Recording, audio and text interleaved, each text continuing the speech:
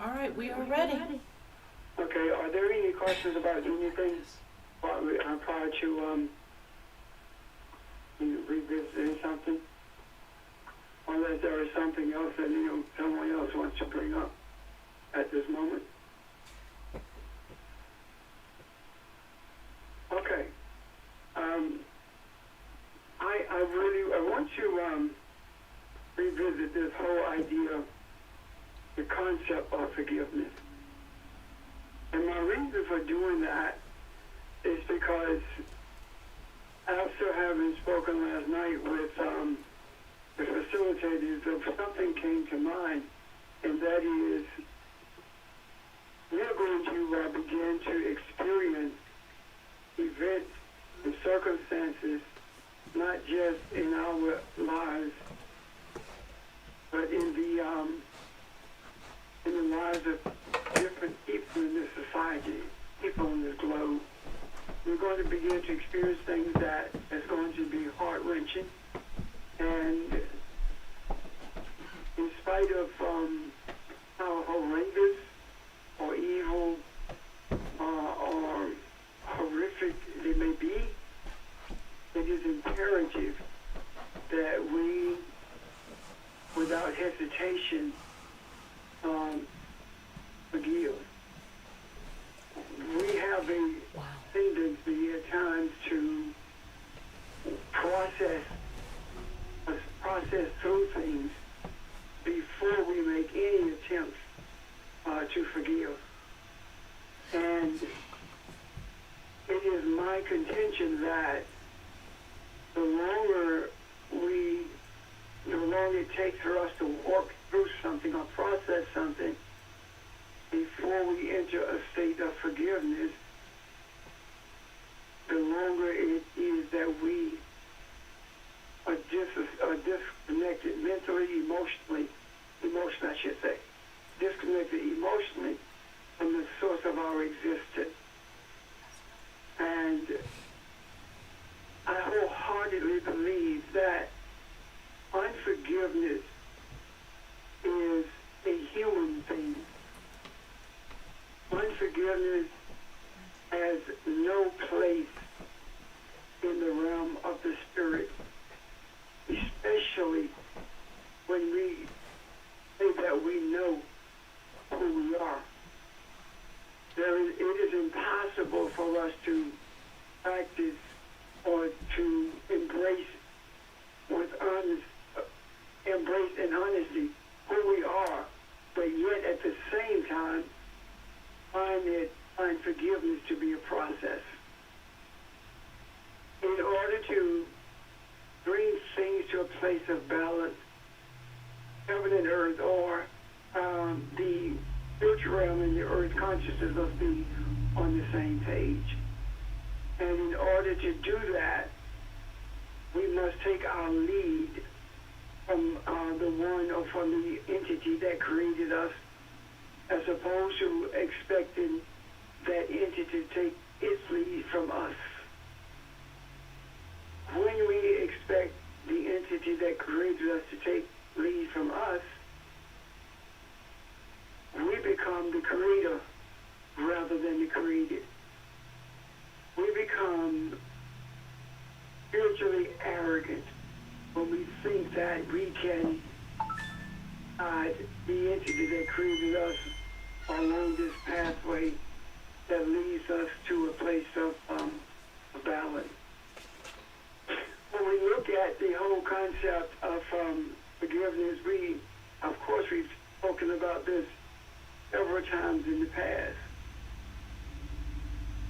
When we look at it, we see a great deal of Aramaic idioms involved in it. When Jesus when Peter asked Jesus, how many times should we forgive? And he says 7 times 70. That's an idiom which simply means that forgiveness is to be without limit. There are no limitations on how often or what we forgive. And in saying that, I must also tendency to pick and choose what we are going to forgive.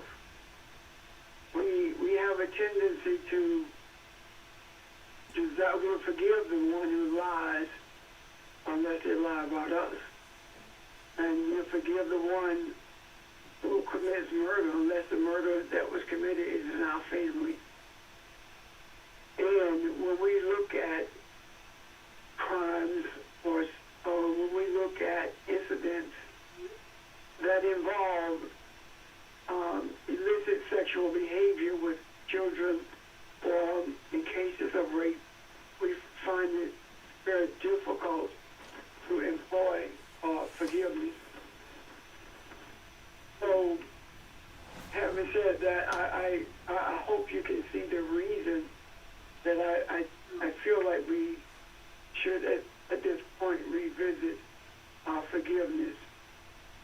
And maybe my desire or the desire to revisit it comes from the assassination or the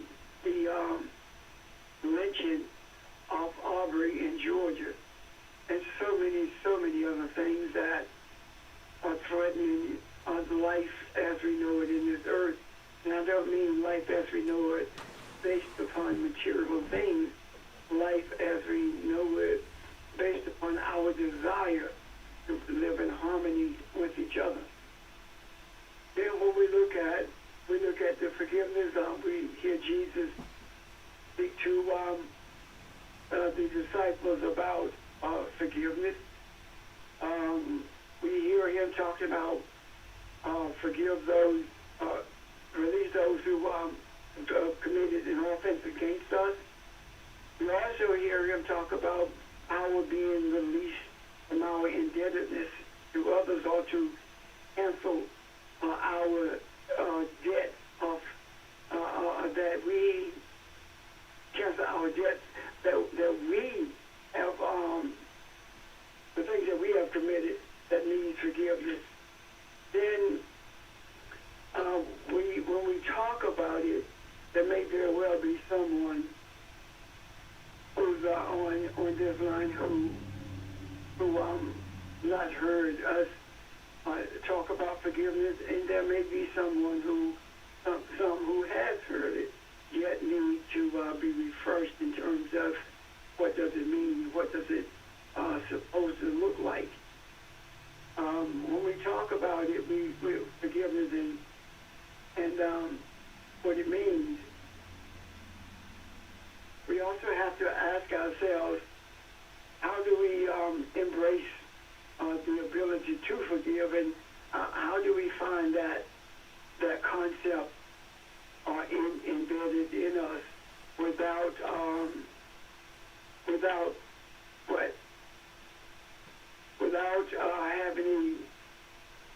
without presenting or creating an opportunity to overlook it. I guess that's it. One of the most difficult times, I think, is to forgive is when we are faced with circumstances that are very discomforting, circumstances that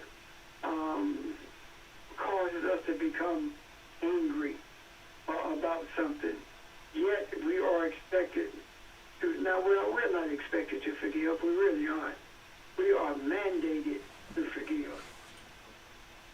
The Aramaic term for forgiveness speaks to the idea of to remit or to set something free, to cancel, to release, and to let go. The others are like releasing and setting free and canceling, pretty straightforward.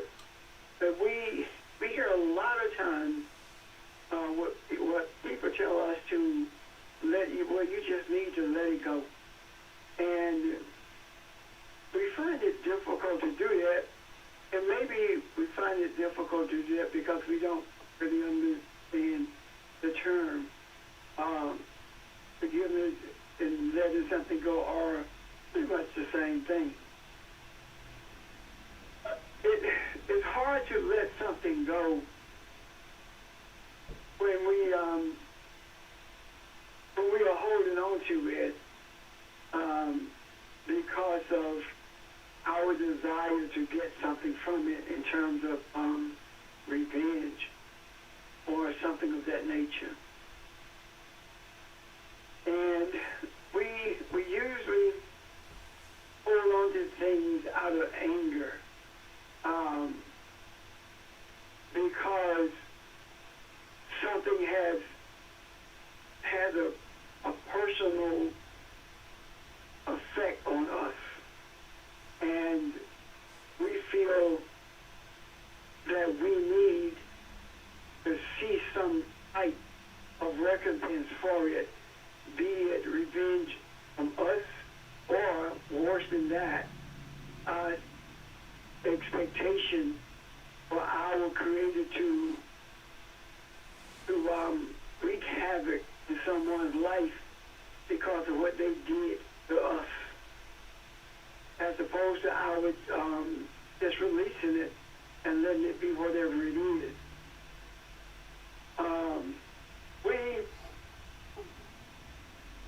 When we really think about it, when we talk about letting something go, it really speaks to the idea of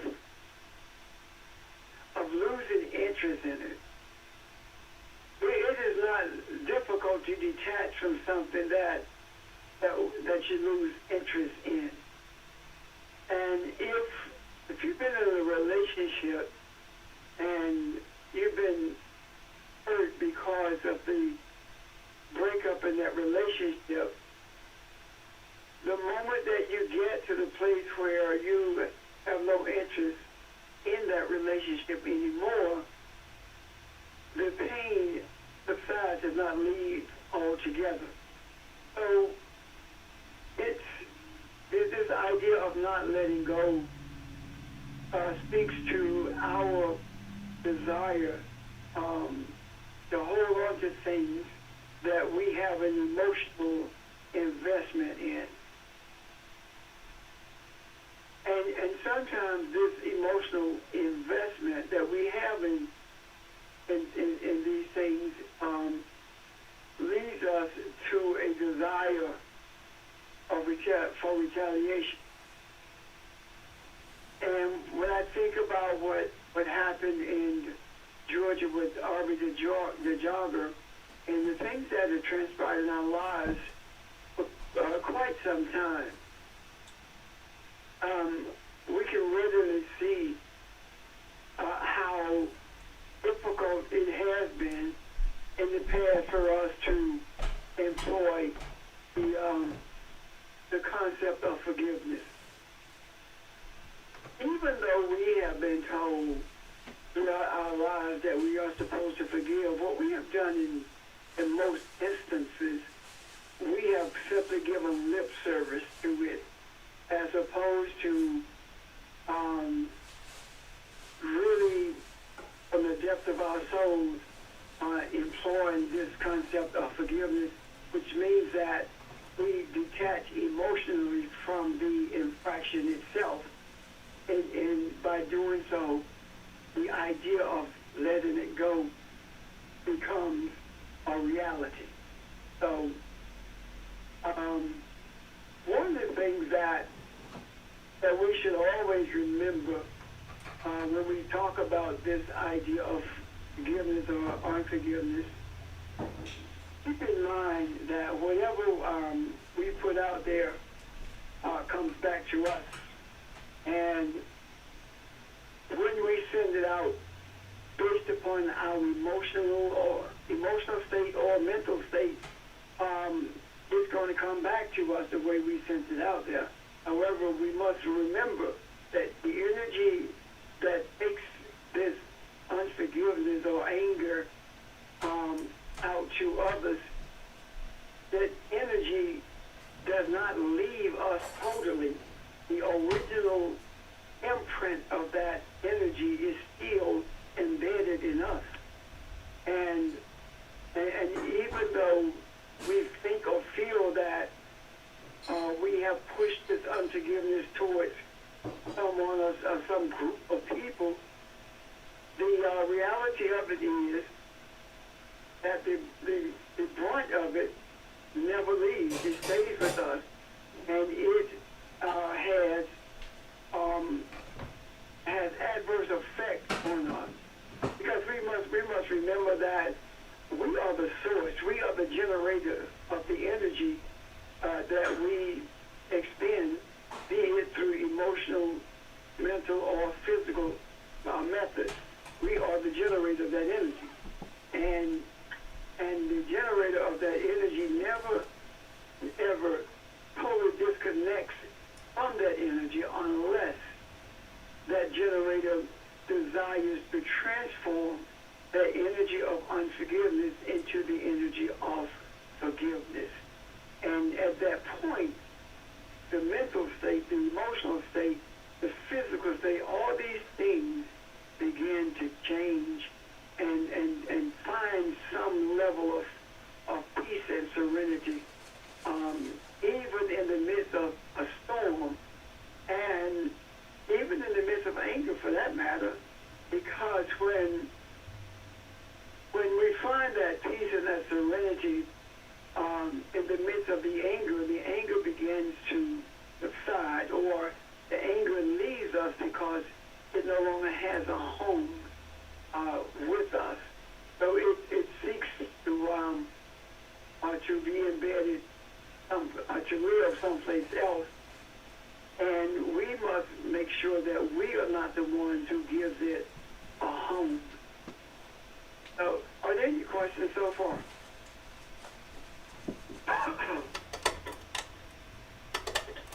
Okay. So,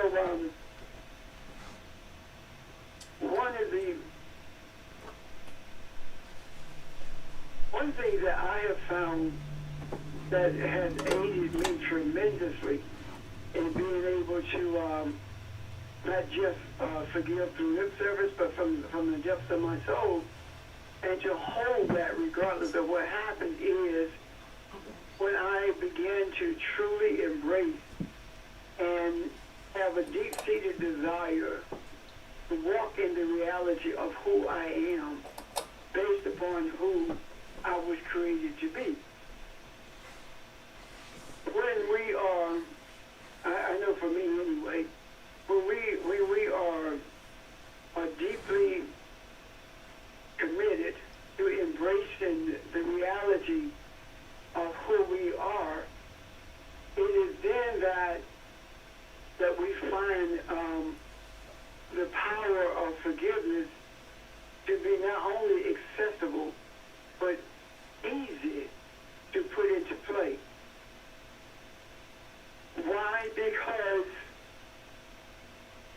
when Jesus was talking to Peter about how many times the unlimited forgiveness that's available,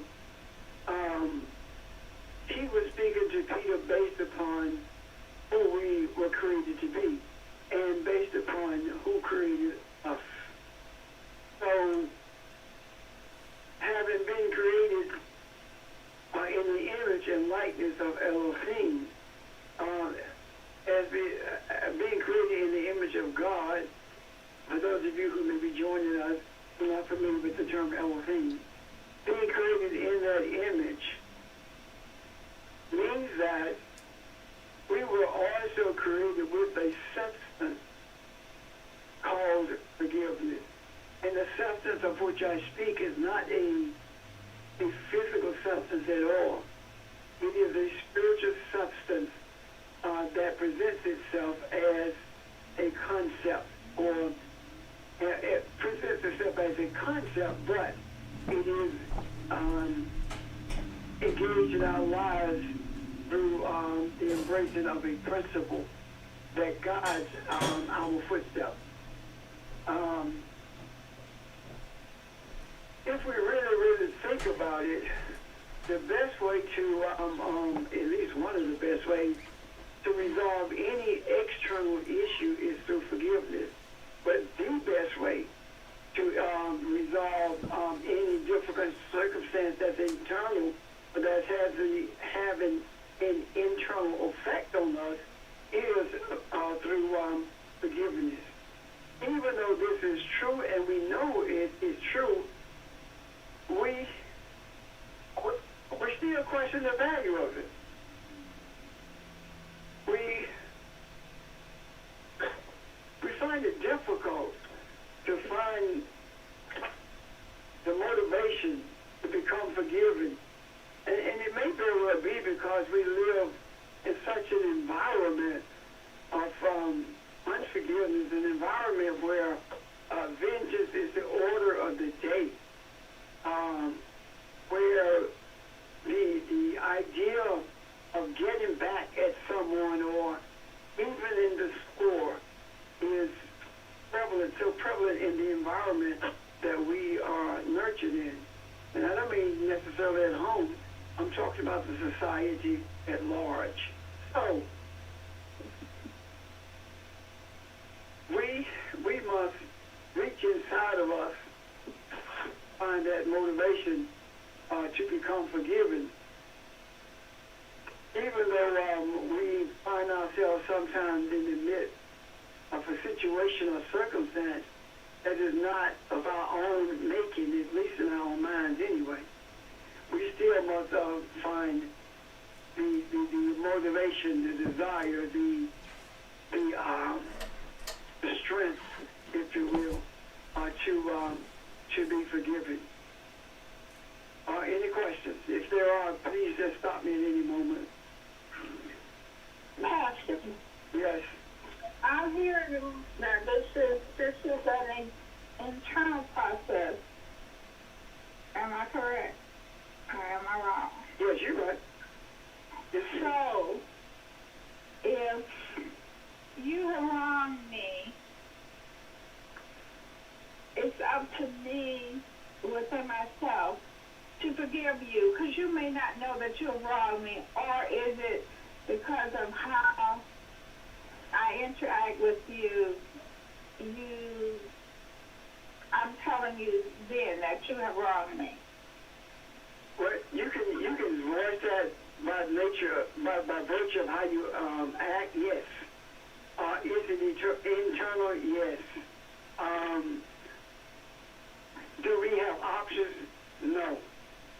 Whether you have done me wrong personally or whether you've done someone else wrong, it doesn't matter. We still have to forgive. Let me give you an example of what I'm saying, Bessie. Whether you have let someone in my family or whether you let Aubrey in Georgia, it doesn't matter. Forgiveness is still mandatory. So it's not necessary that I say, Pastor, you wronged me, you did this, you did that, but I forgive you. It's not necessary to do that. This is something that I'm doing within, I have to do within myself. Yes. And the reason I say yes so quickly is because if you have not dealt with it in the depth of your soul, then there's no point in telling me that you forgive me anyway, because you haven't. Okay. You know where I'm coming from? Yes. Okay. Anyone else?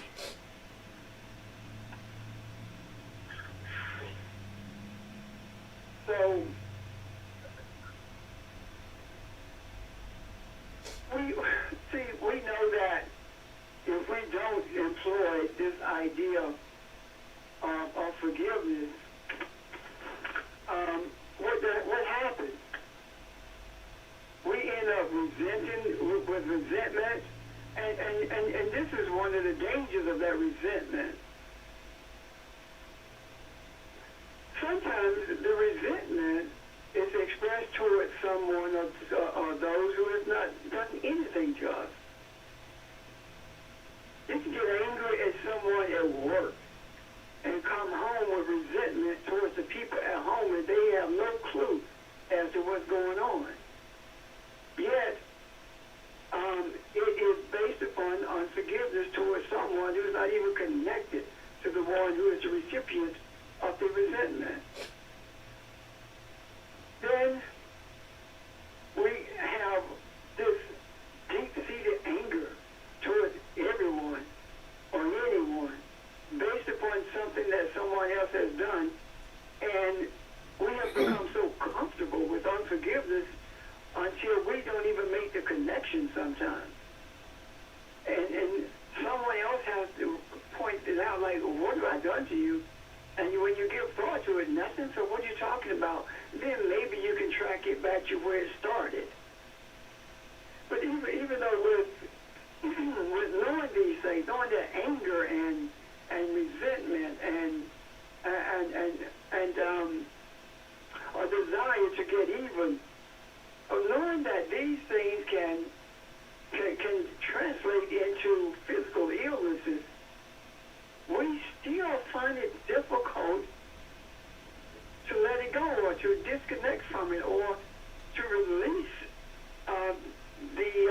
energy that's harboring this unforgiveness. It's almost as though we are in the throes of self-imposed death and bodily deterioration based upon our desire to get back at somebody. Not realizing that we have been disincentivized by this unforgiveness to bring healing to ourselves, excuse me, to ourselves emotionally, mentally, as well as physically. So, again, when we know who we are, it is at that time that rather than harboring unforgiveness, we remind ourselves that we are captives. We have been captivated by love and joy and peace and mercy and all of those attributes with which we were created. The attributes of the one who brought us into being. And the reason I say we are captivated, when we realize that we're captivated by these attributes, what I'm saying is that when we remind ourselves of who we are, we see that we have no space in us that gives a home to this kind of anger and resentment. Why? You say, if we don't have a space to give it a home, then why do we go through these things? Why do we feel that way? It's because it's trying to burrow into us.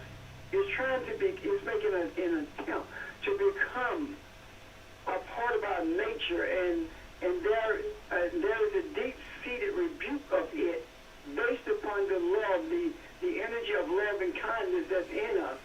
And that is why it is so difficult for us to maintain the joy and the love and kindness and to maintain this sense of oneness at the same time that we are harboring this unforgiveness that has a desire to burrow its way into our being. When that happens, or if we allow that kind of resentment to burrow its way in, what happens is we silence our soul and we enhance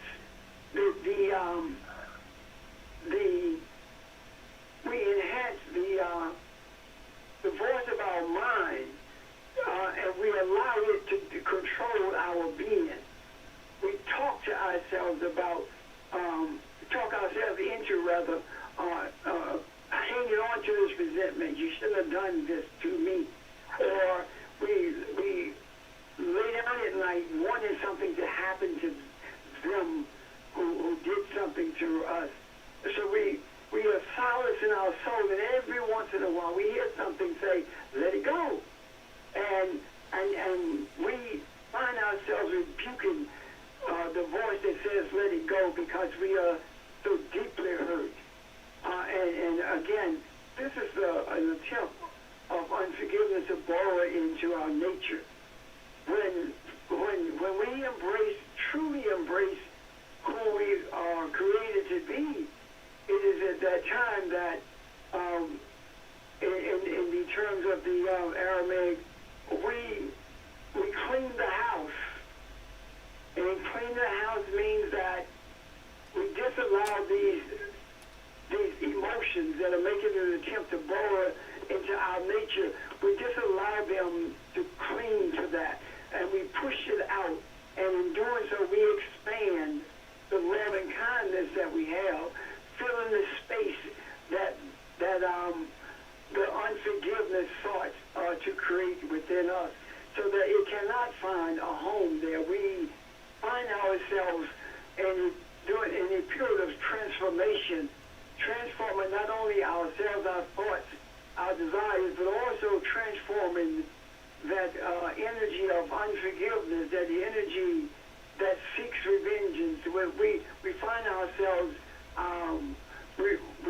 ourselves, transforming it into something positive by virtue of reminding ourselves that Yahweh says vengeance is his. In other words, we don't have the right we don't have the right to seek vengeance. But another word I'm looking for, we don't have the right to seek to pass judgment based on our desire for vengeance, because Yahweh said vengeance is his. So if vengeance belongs to the Lord, then we don't have a right to litigate anything. That's the word, litigate. We don't have a right to do that. The litigation of spiritual laws is based upon the one who wrote the laws, and it certainly was not us. We were created in the image and likeness, and the being that who is responsible for the writing of the laws is not us. And I don't want to get into the whole concept of Yahweh being the writer of the laws, because that's a lesson for another day. However, I will say that the litigation of the laws has been taken out of our hands, and I do believe that the reason it has been done is because we have a tendency to conflate our humanism with our spiritualism. And what I'm saying is that we have a tendency to conflate this material world and our material desires for getting even or for settling a score with the idea of the laws that our Creator has brought into being. We are not clear enough in our thinking for us to be litigators from the laws of the universe. However, even though we're not litigators of it, we are governed by them. And the governance of those laws of the universe work on our behalf constantly. Even when we are in a state of unforgiveness, they are still working on our behalf by reminding us that we are obligated to forgive. And if we continue down the road of unforgiveness, they still work on our behalf by allowing circumstances in our lives to push us in the corner to the extent that we begin to reevaluate why we are where we are and why we're experiencing what we're experiencing, and bring us to realize that it's because of something that we have left undone. However, if we live in a state of forgiveness continuously, and we don't have to be an arbiter of forgiveness within ourselves, we simply live a life of forgiveness, then the laws of the universe are constantly working in our favor, but also they are constantly moving us forward so that we can have a clearer vision, not only of who we are, but also have a clearer vision that leads us to an understanding that even the one who we have held unforgiveness towards, they are also created in the same image that we are. So that in itself says that for me to hold unforgiveness towards someone else means that I am holding unforgiveness towards me. So it is impossible for me to live a life of unforgiveness without having damaged myself. And in doing so, I have done it. Why? I've done it by not forgiving you, thus not forgiving myself. Does that make sense? In other words, It does, thank you. and it reminds me of your saying that in order to keep a man down in the ditch, you have to stay down there in the ditch with him. Right. So, I have a question, though. yeah, go ahead. I'm looking at this last event that took place in Georgia, and those feelings and emotions are usually pretty strong. And personally, it usually takes me some time because I have to deal with how I feel about stuff. And you said a couple things. You said a lot of stuff, but you talked about living a life of forgiveness. And I guess I'm not there yet because things usually hit me like a ton of bricks, and then I have to kind of deal with it. The other thing you said was that I want you to speak on more is you said transforming it into something positive. Talk about that a little bit.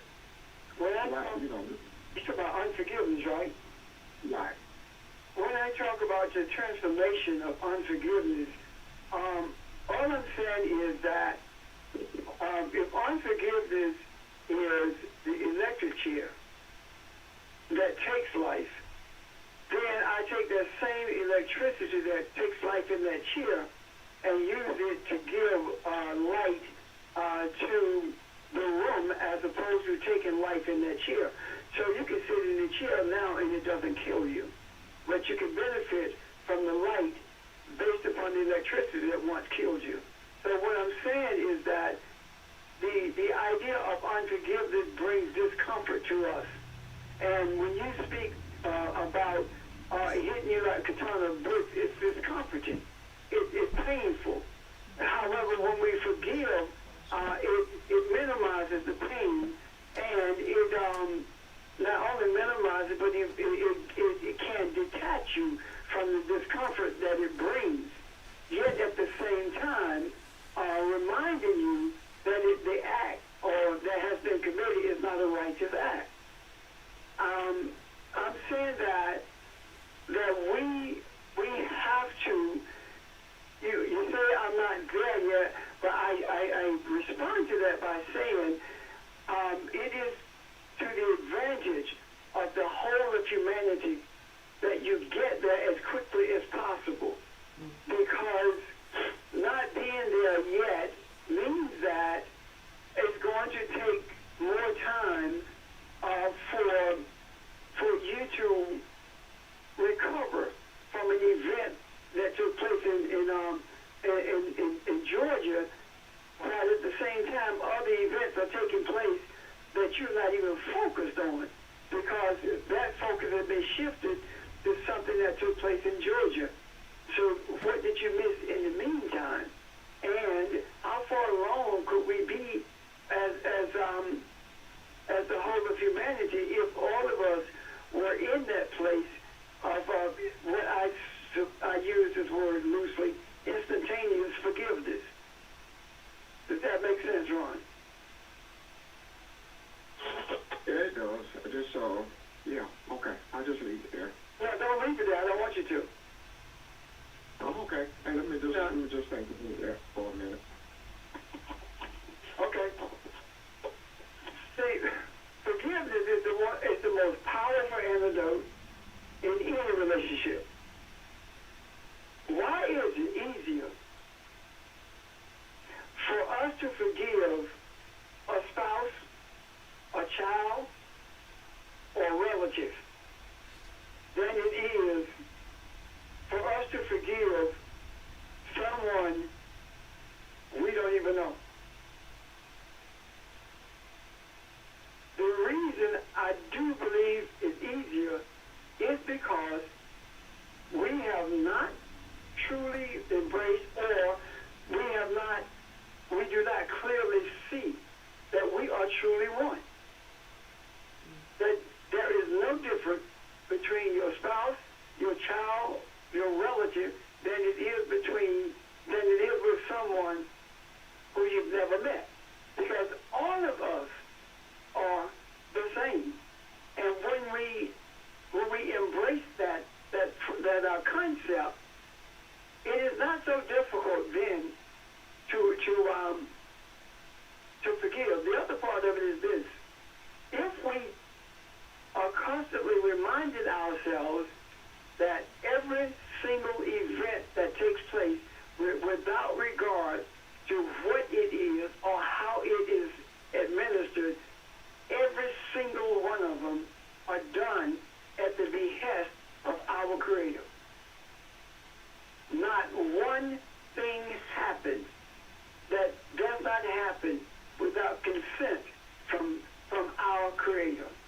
one thing. When we embrace it that way, then the question is not so much whether or not I should forgive, as the question would be whether or not to learn from this, and what can I do in order to mitigate this so that it will not take place again. As we know that as long as we find it difficult or we do not deal with circumstances or events in our lives, they are going to continue to enter our lives. When we, as I said earlier, lose interest in them, meaning that we don't let them pull us away from the journey that we're on, or pull our attention away from the things we should be focused on. When we disallow that, it is then that we are able to let them go. And when we do that, that energy that we were using to hold on to that infraction now becomes useful in a more positive manner. Does that make sense? I guess it does. It does. Yeah, it does. So, when we think about it, forgiveness is also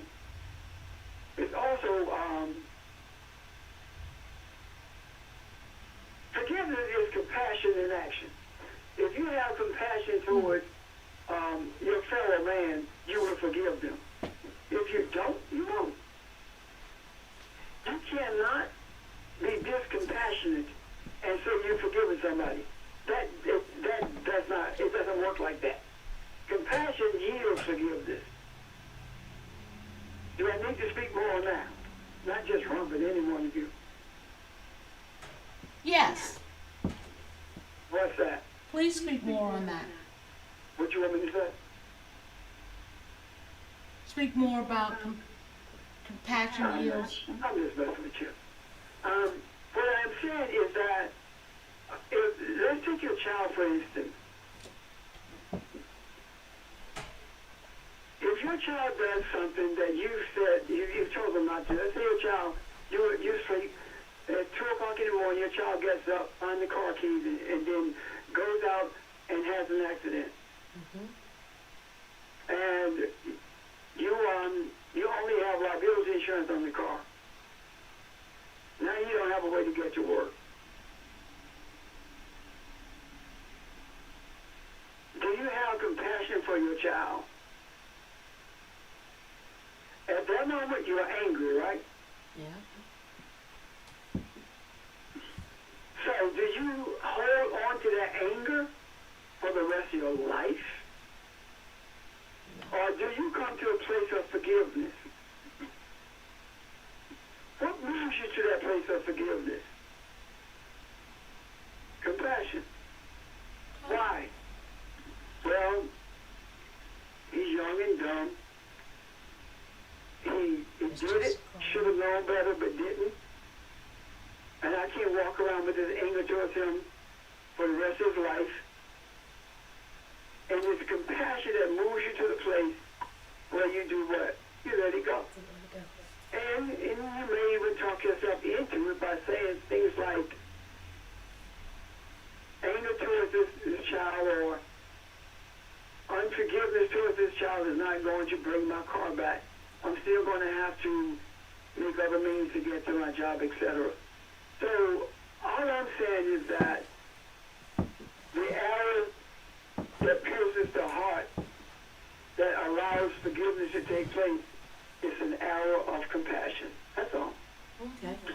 Pastor, Uh-huh. you also think about what your child could have been gone.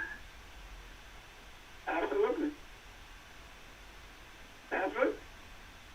So that itself would pierce your heart.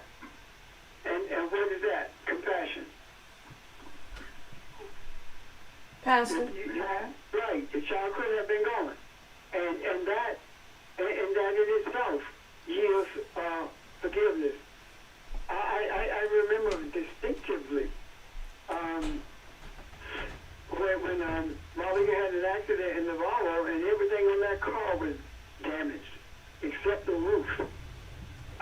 was not one portion of it that was not damaged. The roof was not damaged, and the grill is in the garage now, because it wasn't broken. As a reminder, it's there. And she said, "I am so sorry."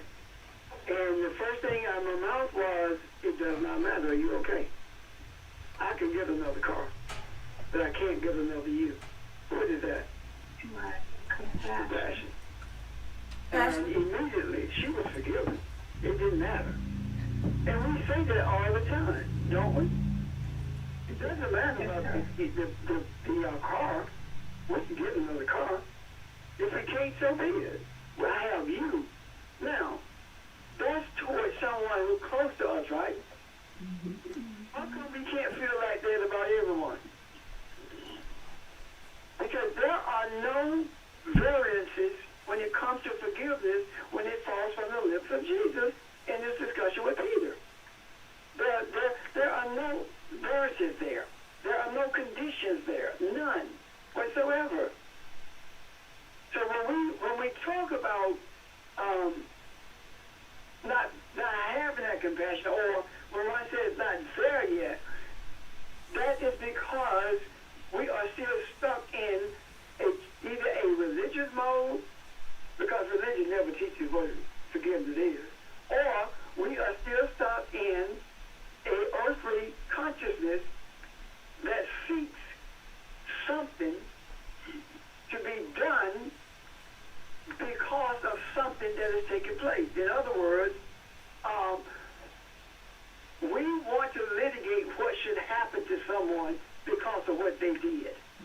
And if that litigation, if that desire of litigation is not there consciously or subconsciously, then the forgiveness automatically kicks in. Because the litigant in this is the one that is the universe itself and not us. Does that make sense? It does. I Pastor. wanted to say some things also about when we're talking about compassion, and you mentioned earlier, forgiveness does not involve just no longer having a problem with the situation and disengaging. Forgiveness is not absent of that compassion element, because of that compassion element, you still care. Now, as an aside, depending on whatever the situation means, compassion is not automatically determined by actions either. For example, if you can feel compassion does not say that you still have to deal with someone who maybe is unable to accept your love and may be harmful to you. You can still forgive them, and if it's not healthy or safe for you, be separate from that person, but still at the same time care about them deeply from a compassionate standpoint. That is not the same thing if you were in a situation where someone upset you and you're no longer upset about it only because you have tried to suppress that within yourself and act as if you don't care. That is not the same thing. That is not forgiveness. Forgiveness involves trying to restore whatever it is that you once had contempt for to its original form, or at least even if it does not see itself that way, you seeing it that way. Going back to when you have a little, if you have a little child, that child may do something that you may not approve of, and you may chastise the child or whatever, and the child may feel very, very small. At the same time, that child may not understand that you truly love it, or whatever is done wrong, etc., may not understand that, but you still have compassion towards that child. Right. Let's say we're doing something. Somebody said something. This is Audrey. Huh? I have lots of thoughts, but I don't know how to put them in words. But anyway, I feel like this kind of goes back a little bit to what we talked about yesterday. about intimacy.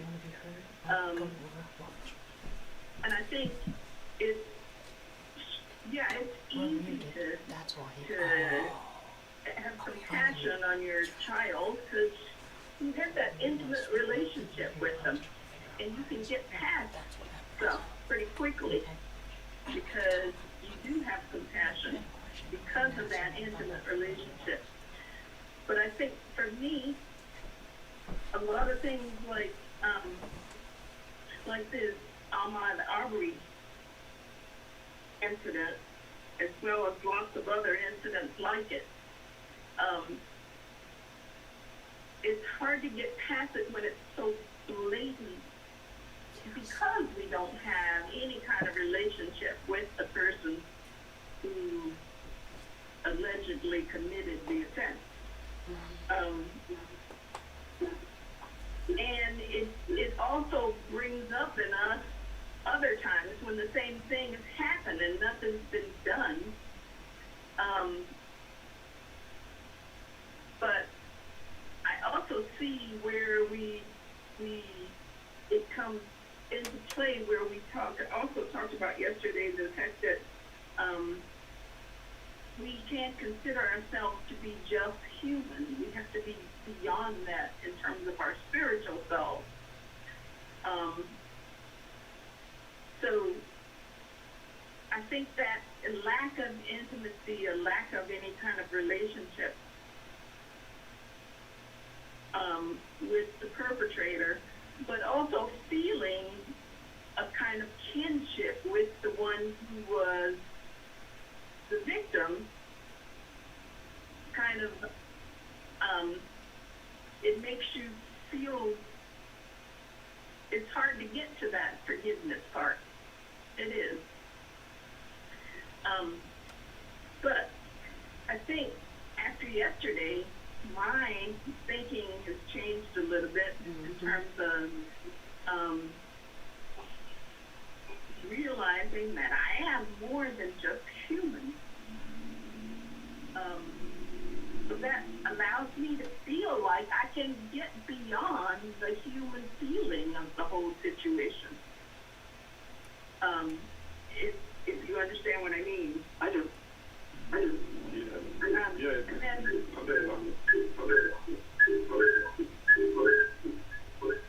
And then I have a question that I don't know is relevant, but I'll ask it anyway. You were saying how important forgiveness is. But in Islam, there's this concept of vengeance. How do they get to that? When we know we worship the same God, we all have the same basic principles in terms of how we relate to the Creator. So how do they get to vengeance as a concept in terms of how they relate to other people? Eye for an eye. The Old Testament believes in eye for an eye. That's why we're kicking back. Melanie, you need to mute, That's what I'm. Evelyn has a question though first. I'll wait. I can do There we go. it. Yeah, I can do it That's later. better. Yeah. Okay. No, go ahead. May I deal with this one first? Hello? Hello? All right? Yeah, we can hear you. You can go. You should probably deal with that first, yeah. Okay, Go ahead. Islam speaks to that from the Old Testament, where it speaks of an eye for an eye. I'm gonna And, have to ask Ellen about that. and if we look at Can they hear us? the Jewish law, Oh, yeah, come on, because I was that's asking you what to it talks express about. unconditional love. Is that what it said? and however, if we look at what Jesus taught, it taught something different than that. Also, I'm not even sure that is a fundamental, foundational thing of Islam, I need to look at that again. The reason I say that is because there have been so many different concepts attributed to Islam that are not true when you look at it from the way it was established through the Prophet Muhammad. For example, the whole concept of jihad has nothing to do with a vendetta against other nations or people, period. The jihad is within. When you look at it based upon what the Prophet Muhammad taught. So Right. the public views of Islam is just like the public views of Jesus are. The public views of Islam is no different than the Christianity, the religious religion of Christianity that has been attributed to Jesus that does not even exist. So I'm not sure of that because even think about it. Muhammad says that if your enemy comes to you in the middle of the night, you are to give him comfort, a place to sleep, and food, but he must be gone before sunup. Otherwise, he becomes your enemy again. That's in the Quran. So I'm not sure. So basically, then it probably came from distorted teaching. And you're right, just like Christianity. You know, evangelicals are so Christian, but they still hold such racist views. And, you know, when something happens like this, Arbery kind of thing, they just remain silent. So, yeah, I think, it comes from distorted teaching of, a de-evolution or something like that. Yeah. He said yes. And the reason is because the reason they're so quiet when it comes to things like that is because they are the arbiters of it. They don't disagree with that. And it is obvious that they don't. Because if they did, then we would not be having a conversation of this nature anyway. It would be over with. I harken back to the reality that if it were not for evangelicals or if it were not for Christianity, slavery could never have existed. It wouldn't have lasted 2 weeks without the support of the church. So the distortions are on every side, as a matter of fact. I mean, even when you look at Buddhism, there is a distortion. Because Buddha never said that he was the God of humanity or God that we are supposed to kneel and worship. He simply said that he was enlightened. And everyone else had opportunities to become enlightened as had he. So, but there's so many distortions there. Now, again, regardless of what happened, unconditional love is always on the front burner. It's always there. Supposed to be anyway. I want to get back. Sorry. I want to get back to. Huh? Hello? I just wanted to tell Ramel, we can hear you through the conference line, so you don't have to unmute Zoom if you want to ask the question. Thanks. If you guys are in the room at the telephone. Okay. Thank you. I want to get back to the idea of what that Audrey was bringing up about the difficulty because of the human nature of it. And that is exactly the point that when we deal with it from the human nature or the human perspective, we sometimes are unable to distinguish the difference between anger and compassion. Anger towards the perpetrator, compassion towards the one who's the victim.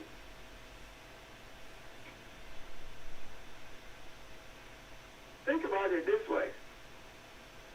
If the one who is the recipient of the recipient of the event or the recipient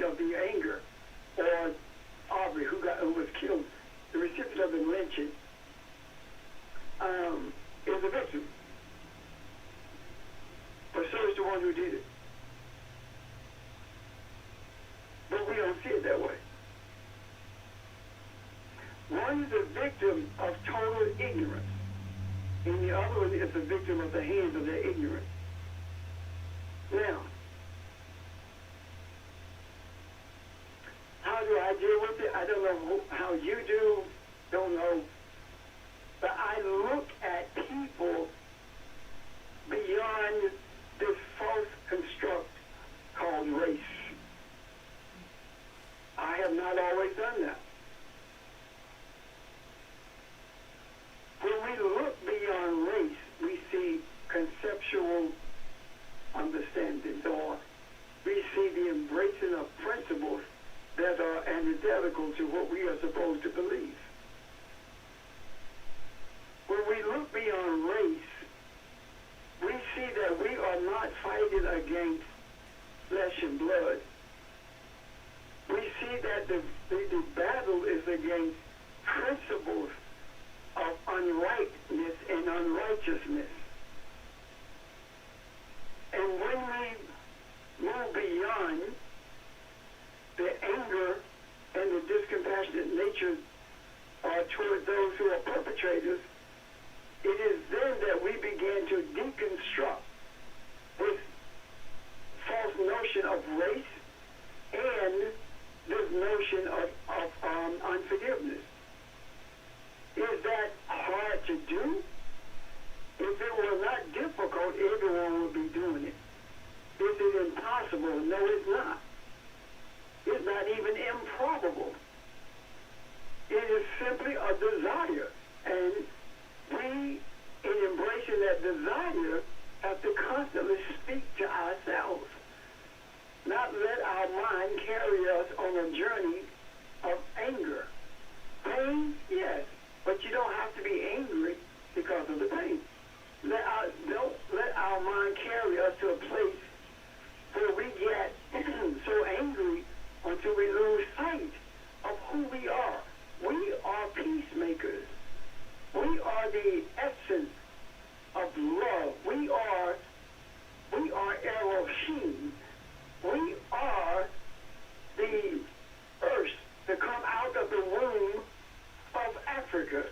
We are one spiritual with our Creator. We cannot stoop below the throne that we have been placed upon. And I'm not talking about we as a people of color as much as I'm talking about spirituality, period. The scripture says that you have lowered yourself beneath angels. What is it talking about in Psalm? I did not make you lower than angels. You made yourself that way. You lowered yourself. I made you Elohim. That's who you are. But you're going to die. Just like those who think that they are at the top of the scale in humanity. You're going to be just like them. And when you don't have to be. We cannot attain the lofty understanding of who we are. We cannot be the servants of humanity if we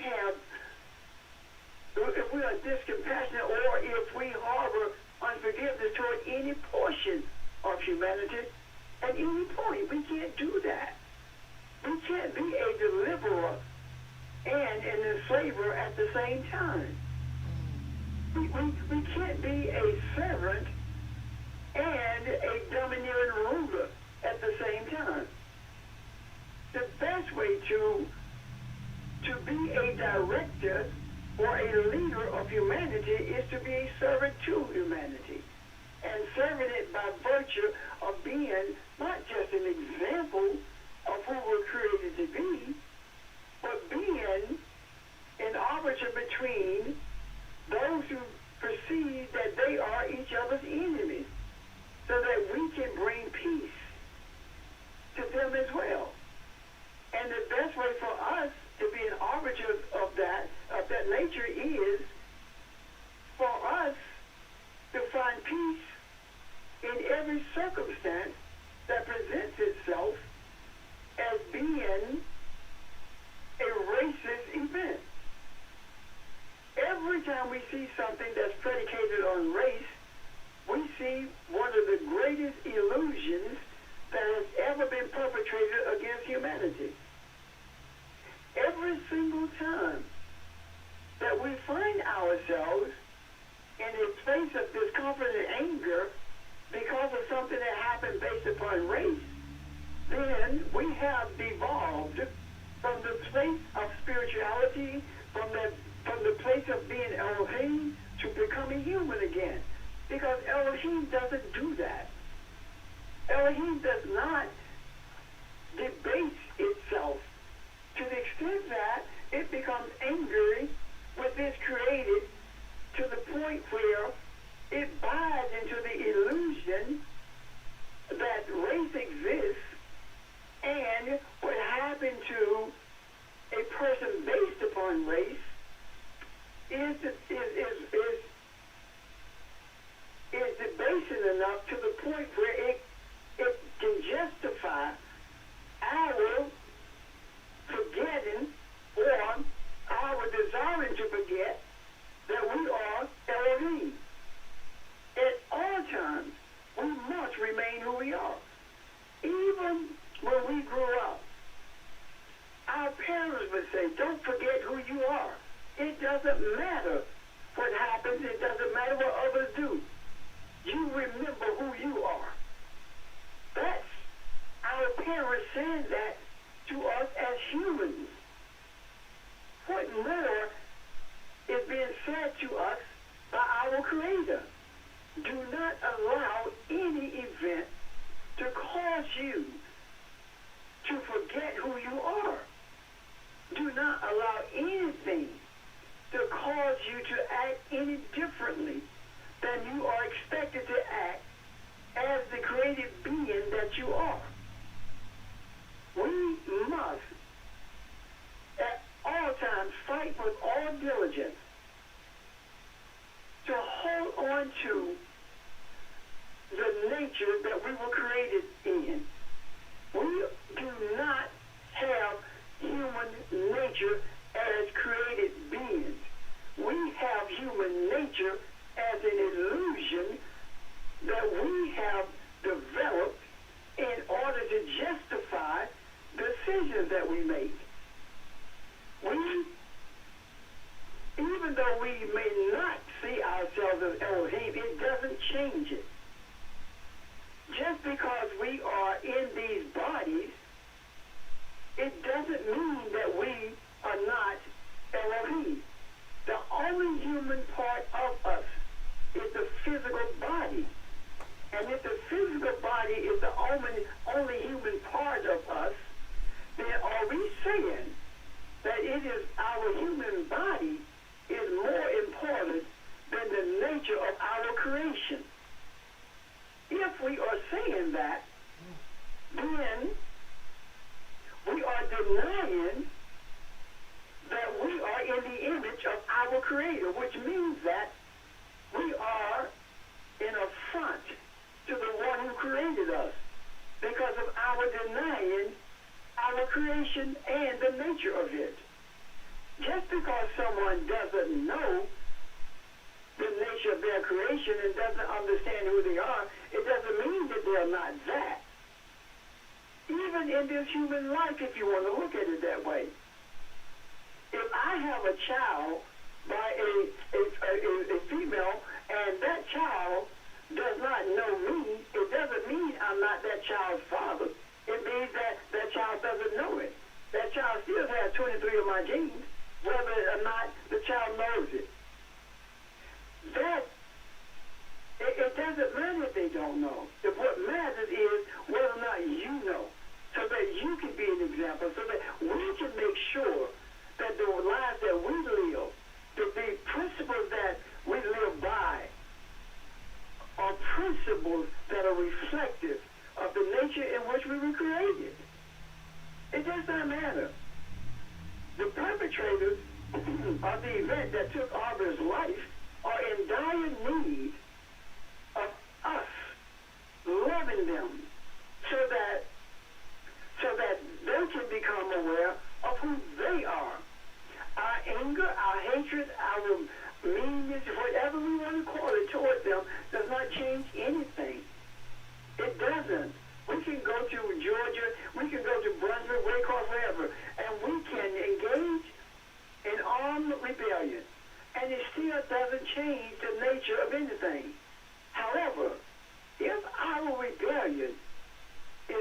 essential. If our rebellion rises above race, rises above governmental laws and principles, rises above Christianity as we know it and Islam as we know it, rises above all of these contaminated beliefs, that is when the victory is won. And the victory is not about being superior to anyone or anything. The victory is not won until we have balance, until we have harmony, until we can experience the peaceful nature of our being without regard to external appearances. Because my body being dark-skinned and your body being light-skinned is no different than your house being green or my house being blue. The same thing that's beneath that skin, regardless of the tone of the skin, is beneath all skin. And the same thing that houses that body is no different than what houses anybody. And the same principles that's in the minds of those who killed Aubrey are in every mind on this earth. The question is, what do we have an affinity for? What do we prioritize in our thoughts and our actions? Because they are there. And as one who has felt that armed rebellion is the only way, as one who has felt that, I do understand readily that my anger, because of what happened to Aubrey, or because of what is continuously happening to the African male, the African seed, across this nation, across this world, my anger towards that does not change it, it simply fuels it. Mm-hmm. My compassion fuels compassion. My love fuels love. If I send out negative energy of hatred, that's what I get back. If I send out energy of love, why is it I don't feel that that's what I get back? If I can send out hatred and antagonize people by doing that, why is it that I can't believe that when I send out the energy of love, I can't change the hearts of men? Does that make sense? Yes. While you were talking, I thought of a concept that is similar to. And if you think about a bully, a child bully, typically that child is acting out because the child has not been able to experience and hasn't seen great signs of interactions of love. And therefore, that child acts out and takes that out or treats his counterparts accordingly, let's say, for example, in school, etc. It's not just a bigger bully coming along that's all of a sudden going to make that child better, someone that may be to force them to do something physically. It is that compassion and love that we just talked about that will then allow that child to not want to take advantage of other people and to understand and see that you're just not trying to force people to do things against their will, etc. The same thing applies when you think about the perpetrators who killed Aubrey. This entire racist idea was something that was taught to them, which was an inability to show love and have compassion for others and thinking themselves to be different, and an inability to actually connect. To try to confront or interact with you may want to call it energy, but the same level that they're coming from is for us to, as we talked about last week, devolve in the same exact, not in the same exact way, but devolve to the same exact form or to the level for which they are. We're not giving them necessarily that example to grow, to change, and we can't, it must be said that we can't force them to do so. But we only can definitely be an example for that to happen. But without being that example, there's not the same opportunity for them to change. It was mentioned, I think this is connected a little bit about litigation and litigating crime earlier. So litigating is trying to, in most forms, what we typically see, is trying to punish someone. It is not with the goal for that person to grow. It is usually typically devoid of compassion, and is not in the best interest of the other. It is in the best interest of that person who is litigating the pain, even if that is trying to use some type of vengeance as payback. Once again, if you're trying to get, or all of us are trying to get vengeance for payback, we're not thinking of that other person. We're not necessarily walking in the same form of God, and I would explain that. If we are merely operating as a human, we're thinking of ourselves. If we're operating as spirit, we're thinking of the all and seeing ourselves as the all. The topic we were talking about forgiveness today. Unforgiveness is separating yourself from God. It is closing yourself and is going to war. No matter what level you want to look at it, you're going to war with God's creation. That's what unforgiveness is, whereas forgiveness is trying to connect and not belittling yourself. And I'm not sure I'm properly explaining the idea of war. When I say war, I mean fighting. We talked about forgiveness emotionally. That means fighting with internally, spiritually as well in yourself, within ourselves, when we are not willing to forgive and we're walking in unforgiveness. It's like we have discord in ourselves and we're separate and cutting ourselves off. It's a certain mood that doesn't feel comfortable, and in a sense, your mood is kind of small. I'm finished. Yeah. Okay. Anyone else?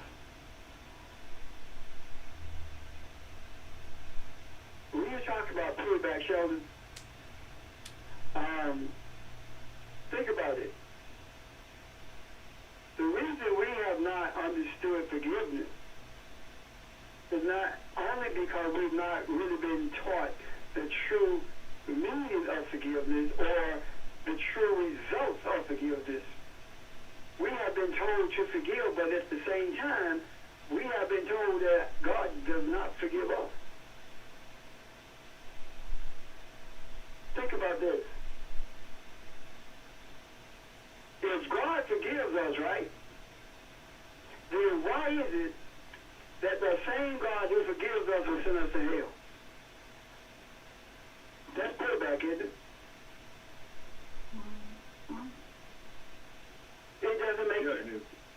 It doesn't. It is forcing you to do something more so because I said to do so, and that's it. Which is actually, honestly, and I didn't think about it until you said it, it's the same thing as the bully thing.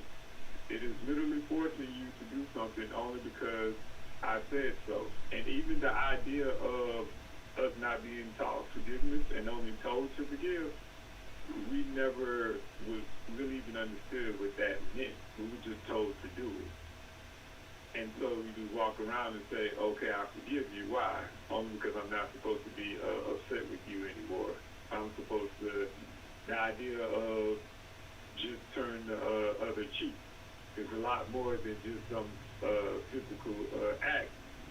It is with that deeper growth yourself and understanding that everything else comes, and now you're not just doing this out of piety. That sense of forgiveness that you're talking about, Sheldon, that false sense of forgiveness, that I'm supposed to forgive you so I won't go to hell type thing, that is condescending and arrogant. Yeah. It has no basis with it all. It has no firepower. It has no ability to be freeing at all. Not even to you or the person who you are supposed to be directing it towards. Now, if that is the case, then the energy that leaves me is the same energy that the person has who is the perpetrator. Therefore, nothing in that person changes. Now, if the energy in me is forgiveness based upon love and a deep sense of desire of that love, then that same energy goes to that person who is the perpetrator, whether they accept it or not. It is there. It's there. There is no way that I could ever believe that if I'm angry with that person, that energy goes to that person and it's a negative thing. But I'm not to believe that the depth of my love can't go to that person also? I think it's not a mistake. I also, because I'm thinking the same thing happens all the time. And I'm going to go back once again to the child with the bully. And it may sound like it's not really that connected, but it really is. Because when we consider from a spiritual level, for example, racist people who we're dealing with, we're just dealing with someone who is very young in terms of their understanding of love, etc. A lot of times in childhood, you have kids who have been neglected or not been shown proper attention, and they act out. Immediately, once they're in a loving family or a loving environment, or when they're experiencing those types of things from adults to others, their actions immediately change. What you just explained by interacting with that perpetrator in that way automatically gives them an opportunity to then see, okay, this is the proper, this is the healthy way for me to interact with others and how to see other people. I don't necessarily even have to no longer see this person as an adversary. That's what you just explained just now. Okay. Okay. and that's a life, that's a journey we must be on.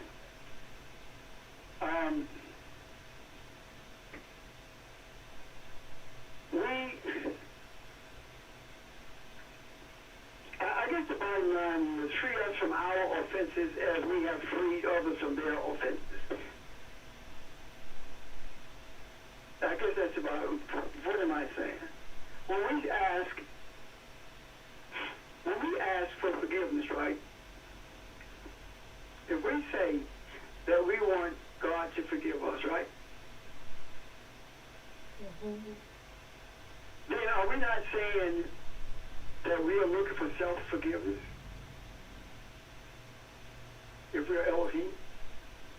Yeah. And if we are looking for forgiveness of self, then whatever Sheldon has done to me, I also did it to myself. Mm-hmm.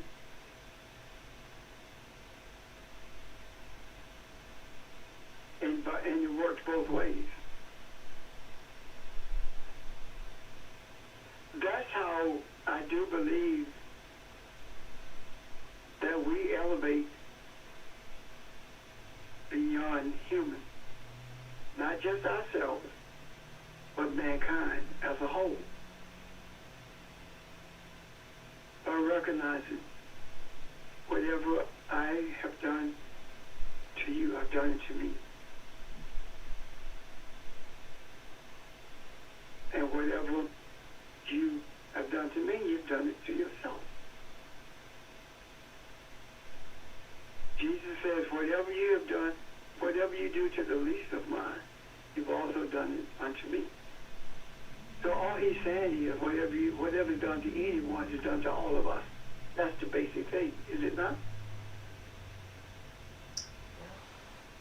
Again, this idea, this concept, the principle of forgiveness is something that we have visited several different times. But for some reason, yesterday evening or last night, after we completed our discussion, I felt very deeply that this is something that we needed to look at again because of what is in the pipeline to be revealed to us, keeping in mind that everything that's ever going to happen is already happening. It just has not been manifested yet because we are people of the now, not tomorrow, because there is no tomorrow. It's always now, today. Any questions about that or anything that's been discussed or any comment that you would like to make or raise a question about something that has not been discussed? It does not matter. Yeah, James, this is George and Philly. Something that's been on my mind in reference to what we talked about a little bit last night was, the whole issue about medical slavery. And, with all the talk about vaccines and all what's going on, I think, we're just in a time now where we're dealing with another form of slavery that is through, the whole pharmaceutical or through the medical dialogue that's taking place. And I know I was watching NBC, one of the news, and I know President Trump has a new, vaccine task force that's actually taking more of the onus to say that they may be able to come up with a cure, before 2020 is over. Dr. Fauci and some of the other ones are sort of in the back line of what's going on now when they were on the forefront. But I just, feel that, we need to be conscientious about, you talk about the substance or the concept of forgiveness. But I just think that this vaccine and all what's, being out there in the macro, we need to pay particular attention to. And so I just wanted to, make that point of emphasis in terms of, the medical slavery. I think that's what's being put out there in the macro by some people. Just want to share those thoughts. I'm glad you brought that up. And one of the reasons I am is because it slipped my mind last night when we were talking about it. Suppose that all this talk of a vaccine, and we know the nature of vaccines as they have been are perpetrated by virtue of control and manipulating the health of people, etc. Suppose for a moment that the reason that this is one of the things in the forefront is because this is one of the things that the Creator is going to dispense with once and for all, by virtue of exposing it for what it really is. Because see, the whole idea of inoculation has been used as Georgie stated, a medical tool of enslavement. When in the beginning, it was not. It was used as a protective measure. So suppose for a moment that this form of enslavement is also being brought to a head, as is everything else that relates to it. Because when we really think about it, every single thing that has been offered to brown people, black people, and poor people are things that result in enslavement. Every single thing has resulted in enslavement. Being enslaved to a system that has no regard for your life or anything pertaining to life itself in regards to you. I do believe that harmony cannot possibly become a reality until these things are also dispensed with. And these things are inclusive of the vaccines and anything of that nature that seeks to enslave humanity.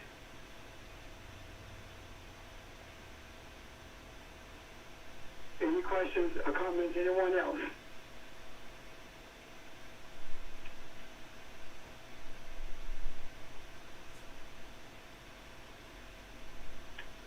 Okay. Some of you, I'll see you on the phone tomorrow. The rest of you, I'll see you on the phone next time. Let me leave you with this. Let your attitude be just like the attitude of those whose relatives who were killed in Charleston, without regard to the pain. Forgive. The first person to forgive in that setting was a female. And they did not do as people thought they would do it weeks later. They did it immediately. Let that be a great example. Love you guys. Stay healthy. Stay safe.